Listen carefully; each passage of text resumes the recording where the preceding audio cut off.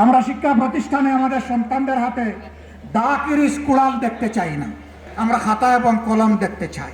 আমরা কোনো আদুবাই দাদুবাই শিক্ষা প্রতিষ্ঠানে গিয়ে আমাদের সন্তানদের উপর সরিগুড়া আমরা এটা দেখতে চাই না। এই সংস্কৃতি বন্ধ করতে হবে।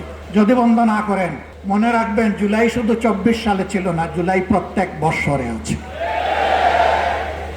সে জুলাই আবার ফিরে আসবে ইনশাআল্লাহ, এবং তখন ফাইনালি ফেসিবাদের কবর রচনা হবে।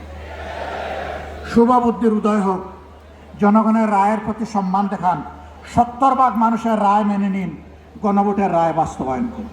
যদি না করেন, আমাদের লড়াই সংসদের ভিতরেও চলবে, খোলা ময়দানেও চলবে ইনশাআল্লাহ। এবং আল্লাহর পর ভরসা করে বলতে পারি, এই লড়াইয়ে জনগণের বিজয় হবে ইনশাআল্লাহ।